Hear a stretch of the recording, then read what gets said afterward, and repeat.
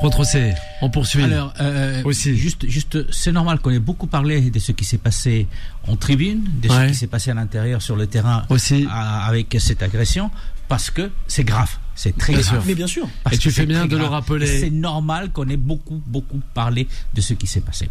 D'un autre côté, effectivement, tu parles de l'intérêt de ce championnat cette année. Je dirais, oui, du championnat bis, puisqu'il y a un championnat où joue le PSG. Quand tu vois que le PSG a 20 buts de différence avec le 12e, des buts marqués, et quand tu vois qu'il est loin, très loin, on parlera certainement de ce record qui pourrait être battu de ce soir avec détenu par les Milanais. Tu vois, le PSG joue dans un championnat lui tout seul. Donc c'est vrai que pour le reste, cette année, c'est intéressant parce que les places européennes, il y a 4 points, tu as tout à fait raison, entre le 12e et le 7e, donc effectivement, c'est un championnat qui est assez resserré quand il ne reste que 4 journées. Et pour revenir au match, effectivement aussi, surprise de Saint-Etienne, c'est un derby est toujours quelque chose de très particulier. C'est vrai que la défaite et l'élimination à Manchester de Lyon, ça fait mal. Ça fait mal, très mal, même, d'ailleurs on l'a vu dans le résultat, mais aussi dans les jeux qui a été développé par Lyon. Ils étaient, à mon avis, complètement absents. Ils n'avaient pas encore quitté Manchester, apparemment. Mais la réalité aussi, c'est qu'effectivement, c'est un match quand même référence pour Saint-Etienne, si on peut parler des matchs références pour une équipe qui essaye d'éviter la descente en 12e division depuis des mois. Donc, mais ça reste un match à un moment donné très intéressant parce qu'ils ont su réagir là où effectivement Lyon n'a pas su le faire. Marie Barzac a fermement condamné ces comportements inadmissibles en incitant à plus de fermeté dans les sanctions. Retrocé, là aussi, c'est assez incroyable. Ce qu'on a pu entrevoir, notamment sur les réseaux sociaux. En fait, mais pas que. Il n'y a pas que, mais ce qui se passe à l'extérieur, ce qui se passe à l'intérieur des stades, en ce qui fait référence à la violence, c'est pas incroyable dans le sens où, malheureusement, la France, depuis plusieurs saisons, est vraiment au cœur de violence. Alors, on le rappelait hors antenne, il y a quelques années, le quart des supporters qui se retrouvent après un match, ou juste avant un match, dans une station-service, rencontre entre supporters, entre supporters. Rappelez-vous, juste après le Covid, la saison compliquée en France, où il y a des stades qui ont été fermés, des gradins qui ont été fermés, des tribunes fermées. L'avenue des Lyonnais, au stade Vélodrome. Les interdictions de déplacement des supporters, je ne pense pas qu'il y ait pays qui interdisent plus des déplacements des supporters que la France aujourd'hui au sein de l'Union européenne. Mais à juste titre. Et ce que je veux dire par là, c'est qu'effectivement, il y a un problème qui est récurrent, auquel on n'a pas su du tout trouver une solution en France. C'est vrai que la violence, les supporters. La violence en Angleterre, mais elle était endémique. Mais il a fallu prendre des mesures à partir de l'année 85. Et donc, ce qui s'est passé à Issel. C'est ça. Et on a pris des mesures, mais on a trouvé des solutions. La violence dans les stades espagnols était aussi un problème à un moment donné, mais on a trouvé une solution. Quand vous regardez les gradins en Angleterre, voire en Espagne, peut-être un tout petit peu moins en Italie, et vous voyez dans les gradins des familles, et ça on en parlera tout à l'heure avec l'invité. Vous voyez des familles, les parents avec leurs enfants qui vont voir le foot parce que c'est une fête. Et aujourd'hui, combien de parents, combien de pères se disent non, peut-être mon enfant de 8, 9, 10 ans, on les amène pas au stade par exemple, parce que ça peut dégénérer. Justement, Jean-Carl Lucas. Time Sport. The Special One. Bonsoir Jean-Carl. Comment allez-vous ? Ça va très bien, merci beaucoup. Oui, justement, on est avec vous sur l'antenne de Beurre FM pour revenir un peu sur ce fameux match, ce fameux ouvrage, j'y étais. Tous ces matchs que l'on n'oublie pas. Et on aimerait en fait avoir avec vous tout simplement pourquoi cette idée de nous refaire revivre tous ces matchs d'anthologie et des matchs quand même assez historiques, si je peux me permettre, Jean-Carl. Oui, exactement. Le but de ce livre, moi j'ai toujours été un grand fan de foot depuis que je suis gamin. J'ai vécu un peu quand j'étais gamin, j'ai vécu un peu comme ça dans la mythologie des grands matchs que me racontait mon père, voilà, pendant toute mon enfance. Et puis moi, ce qui m'intéresse le plus dans le football, c'est vraiment l'émotion que le football véhicule. Donc j'avais envie de revivre un peu par procuration les grands matchs de l'histoire du foot français à travers les souvenirs de ceux qui étaient dans le stade, qui ont vraiment vu le match de leurs yeux vus. Et donc voilà, donc c'est autour de 32 matchs de légende de l'histoire du foot français entre les années 50 et la dernière finale de la Coupe du Monde. Des anonymes et des personnalités m'ont raconté leurs plus grands souvenirs d'émotion dans un stade. Justement, on a aperçu par exemple un match tel que l'Olympique de Marseille à Saint-Etienne, et on a vu entre autres un commentaire d'une personne quand même, voilà, pas tout genou, mais une personne qui avait vécu la chose. Non mais c'est vrai, on a l'impression que l'on voit plus de récits tels qu'on a pu le retrouver dans votre livre J'y étais aux éditions En Exergue. C'est vrai? Oui, c'est vrai en fait. Moi je trouve qu'on parle énormément de football dans la société en général, et c'est vrai que j'avais envie de parler de ce qui fait que de ce qui rassemble les fans de foot entre eux, c'est-à-dire vraiment l'émotion. Et donc j'avais aussi envie d'avoir des témoignages de gens qui ont vu des matchs il y a 50 ans, parce que c'était aussi une manière de montrer comme le football a pu évoluer aussi, hein. Les stades ont évolué, la façon dont on accueille le public a évolué. Le jeu en lui-même a évolué, la façon dont les supporters vont vivre le match a évolué aussi avec le temps. Et j'avais envie de raconter tout ça aussi. C'est un peu, c'est des grands matchs, mais c'est aussi des tranches de vie que je raconte. Voilà, des tranches de vie de passionnés, de supporters, avec des profils très différents, parce qu'aujourd'hui le football est partout dans la société. On poursuit cette émission avec nos consultants, avec Rentrocé. Bonjour Jean-Carl, et bien sûr c'est un ouvrage passionnant, vous l'avez dit, c'est pratiquement une quarantaine de matchs, des matchs importants et d'autres matchs qui apparemment ne le sont pas.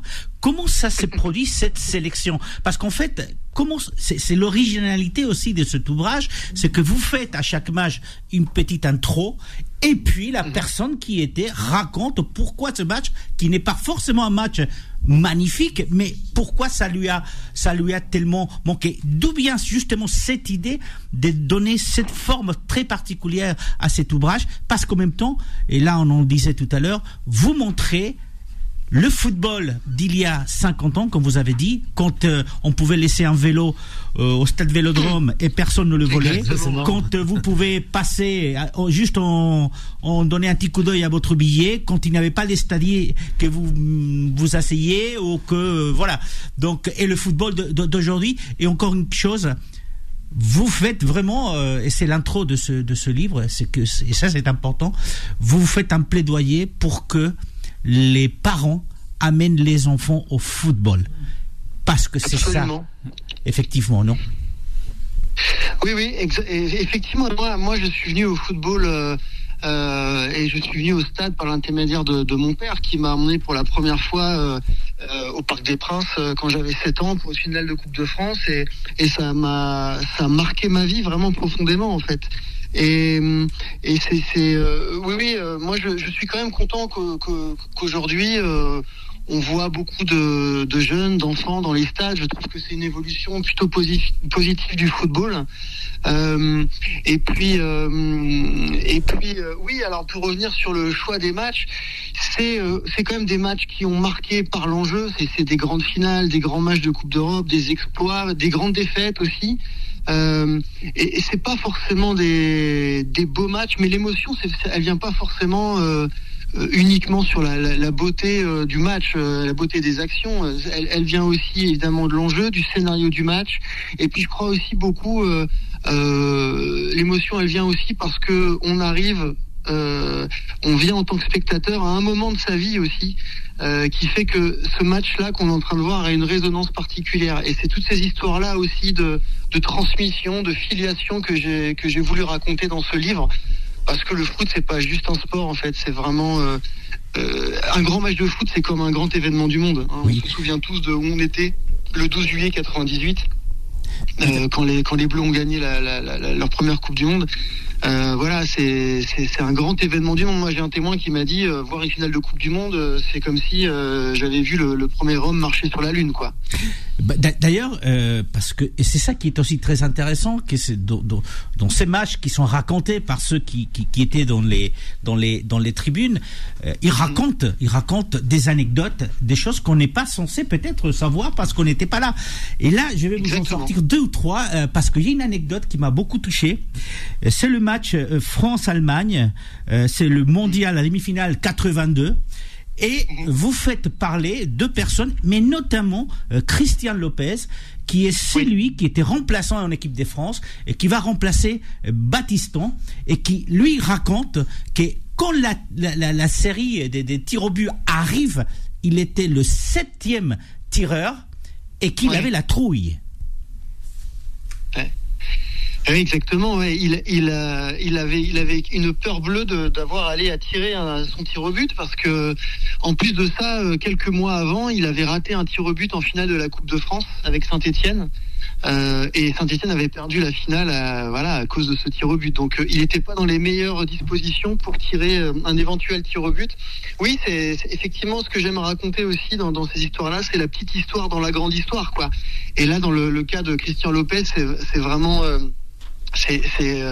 j'ai adoré vraiment passer du temps avec lui, parce qu'effectivement il est remplaçant, donc il a un point de vue spécial sur le match en tant que remplaçant, puisqu'il est sur le banc de touche, et puis c'est lui qui remplace Battiston quand même, quoi. Et il raconte d'ailleurs que il rentre sur le terrain, il y a corner pour la France, et il manque de se prendre un coup de poing dans le visage par Schumacher. Ouais. C'est vrai qu'il s'est rendu compte que Schumacher était pas dans son état normal, quoi. Ouais. Et donc effectivement, avec l'autre témoin, Dominique, qui lui était dans les tribunes, et les 2 témoins se complètent bien pour ce match vraiment peut-être le plus légendaire du livre. D'ailleurs, ces anecdotes... Ouais, rapide. Ces anecdotes sont claires. Il y en a une, peut-être juste après la pub, on va en parler. Celle des Grégoire Margoton qui ferme votre livre, où il raconte effectivement... Voilà, un peu de dommage collatéral avec Omar Da Fonseca, mais je pense que ça sera juste après la bulle. Ouais, justement, on va poursuivre, on a le temps encore avec Sola, la réalisation. On t'écoute, Sola. Oui, très rapidement, Jean-Carl Lucas, déjà je voulais vous féliciter. Il y a des images dans le livre qui donnent envie. On arrive presque à ressentir l'odeur des billets en les voyant. Donc franchement, déjà bravo pour ce travail qui a dû être un travail énorme. J'aimerais vous faire un petit clin d'œil, parce que c'est vrai que vous parlez de spectateurs. Il y a une très forte liaison entre les spectateurs de foot et je pense les auditeurs de musique. Et à ce propos, j'aimerais vous passer le bonjour d'un certain Mehdi Taleb de Lowood, qui vous connaissez sûrement, et qui me dit que du bien de vous, et qu'il est très très fier notamment de ce que vous avez produit pour ce livre. Merci. Et il vous écoute actuellement. En tout cas, encore bravo, et allez vous le procurer, parce que c'est vraiment je pense un livre qui donne envie de retourner livre aux éditions en Exergue. Oui, j'y étais, mais aussi Madame Monsieur, un groupe de pop français, auquel il a concouru avec Émilie Satt, sa femme, je crois. C'est ça, l'Eurovision. Exactement. Oui, c'est ça. Oui, tout à pour le rappeler. Merci, Sola. Oui, je suis musicien à la base, mais fan de foot. Je me suis fait un petit plaisir avec ce livre entre 2 albums. Ouais. Je peux peut-être raconter une petite histoire. Il n'est pas au courant, Jean-Carl. Il a joué avec son duo. Donc, il a joué la chanson qu'il avait chantée à l'Eurovision. Merci. Il l'a joué devant le président espagnol Anne Hidalgo au jardin de la mairie de Paris lors d'une visite, et moi j'y étais, donc j'avais vu le festival de l'Eurovision, et je l'ai vu jouer en acoustique devant le président du gouvernement espagnol, en hommage au républicain espagnol qui avait libéré Paris en 1944. Ah ben ça c'est super. Absolument. Merci pour l'anecdote. Jean-Carl Lucas qui reste avec nous avant la pause, la dernière. Mathieu, réaction avant de le laisser filer. Oui, bonsoir Jean-Carl. Déjà je voulais vous féliciter pour ce bel ouvrage, mais je voulais avoir votre point de vue un peu plus personnel. Quand vous dites justement au stade Vélodrome, quand vous recueillez cette personne qui dit qu'il y avait 4-5 vigiles, pas plus. Aujourd'hui, vous, quel regard vous avez par rapport à ce qui se passe dans les stades aujourd'hui, par rapport à une certaine époque, avec ce qui se passe sur le terrain, en dehors du terrain? Quel regard vous avez, je suppose, triste un petit peu, énervé? Non, vraiment pas du tout, parce que c'est comme ça. Je veux dire, le football évolue comme la société en général, en fait. Tout ça, on peut plus. Effectivement, la société depuis 1957 a beaucoup changé, le foot aussi. Donc, non, moi je trouve qu'il y a des choses positives, il y a des choses moins positives. Et j'ai pas du tout cette nostalgie du football des années 50, même si.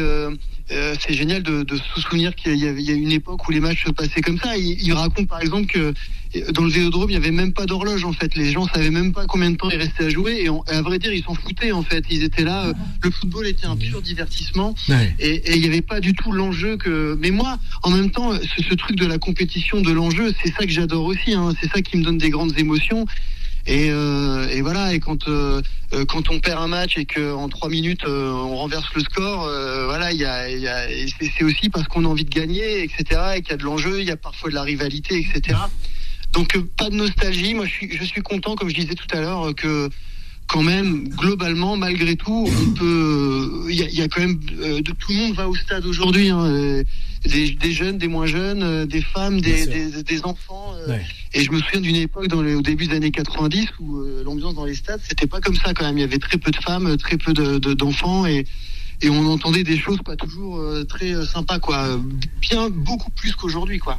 Ouais, on poursuit avant de terminer. On a parlé des Grégoire Margoton et ses différences avec Omar Fonseca que vous découvrirez en lisant JT.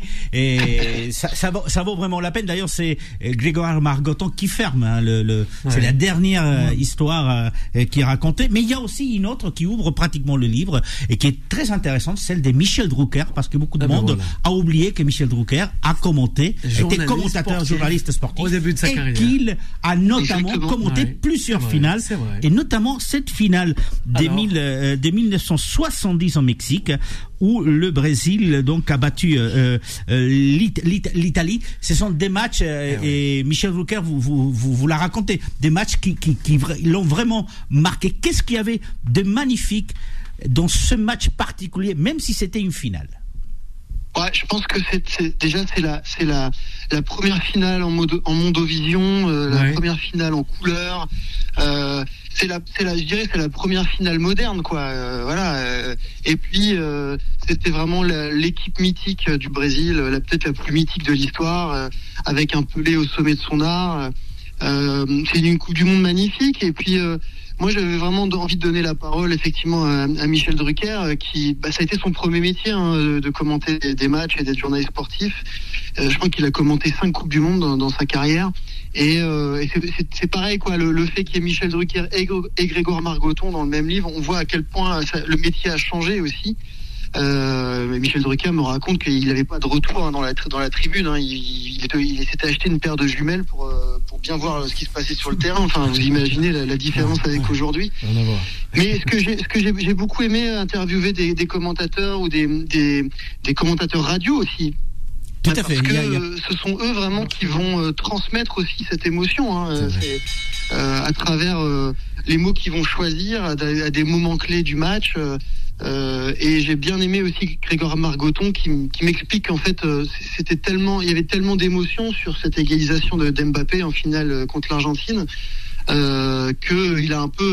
il s'est un peu oublié, en fait. Il me raconte qu'il se souvient même plus ce qu'il a dit en direct, tellement il a été pris par l'émotion. Il a même une expérience quasiment métaphysique où il me raconte qu'il s'est vu par au-dessus du stade, en fait. Il est sorti de lui-même, quoi. Il y a vraiment un truc comme ça. Pendant que Lizarazu, lui, c'était l'inverse. Il s'est recroquevillé, il a failli se casser le nez sur la table devant lui, quoi. Donc ça, c'est des histoires d'émotion que je trouve extraordinaires. Il y a vraiment que le foot qui peut faire des choses pareilles, quoi. Jean-Carl, on termine rapidement avec Rondrosset. Allez, la dernière. Et puis peut-être avec l'un des témoignages le plus touchant de ce livre, surtout pour vous, puisque votre papa raconte ce match entre la France et l'Espagne, finale de l'Euro 84. Touchant pour vous parce que c'est votre père, bien sûr. Peut-être pas pour moi, j'étais pas dans les gradins, je l'ai vu à la télé et moi j'ai beaucoup souffert parce qu'on a perdu la finale. Mais c'est quand même un témoignage, c'est rendre la monnaie à votre papa qui vous a amené, comme vous l'avez dit, quand vous aviez 6-7 ans, voir votre premier match. Absolument, j'en parle beaucoup de mon père dans le livre et effectivement, alors lui en plus il a vraiment une histoire autour de ce match-là qui est incroyable, encore une fois, dans l'évolution de des stades et de l'accueil des spectateurs et l'approche de grandes finales comme ça n'a plus rien à voir avec aujourd'hui. Il me raconte quand même que 2 heures avant le coup d'envoi, il a réussi à rentrer dans le Parc des Princes parce qu'il est passé devant l'entrée principale et il y avait personne, il y avait juste peut-être 2 flics qui étaient là. Il s'est approché et il est rentré dans le hall principal du Parc des Princes pendant que les joueurs de l'équipe de France arrivaient. Et il a même apostrophé Luis Fernandez en lui demandant s'il voulait bien le faire rentrer sur la pelouse. Ce à quoi Luis Fernandez lui a répondu: pourquoi tu veux jouer à ma place? Donc vous voyez un peu comme le foot a changé depuis 84. On n'imagine pas aujourd'hui aller parler à Mbappé 2 heures avant une finale de Coupe d'Europe, et même on n'imagine pas lui parler tout court en fait. Jean-Carl Lucas, un grand merci. On rappelle pour les auditeurs, les auditrices de Beurre FM, j'y étais, tous ces matchs que l'on n'oublie pas, aux éditions en exergue, voilà, sorti depuis le 18 avril. Un grand merci d'avoir été avec nous sur cette antenne de Beurre FM. Merci beaucoup à vous. Franck Rosset, avant de retrouver Moussa. Non, je suis tout à fait d'accord avec vous. C'est vrai que cette finale des championnats est très intéressante. Je dirais beaucoup plus intéressant vers la fin du tableau que vers le haut du tableau, parce qu'effectivement, ils sont quand même entre 5-6 équipes qui risquent la descente en 12e division. Encore une fois, je me répète, mais on l'a dit tout à l'heure, c'est dommage que Saint-Etienne ne soit pas capable de faire le match qu'il a fait face à Lyon, qu'il ne l'ait pas fait avant, parce qu'il ne mériterait pas, effectivement, il ne méritait pas non plus de se retrouver à ce niveau de la saison, à cette position-là. Mais encore une fois, ça paraît compliqué quand vous avez dansé avec la descente pendant toute la saison, que en 4 journées, vous soyez capable de vous en sortir. Ça paraît quand même assez difficile.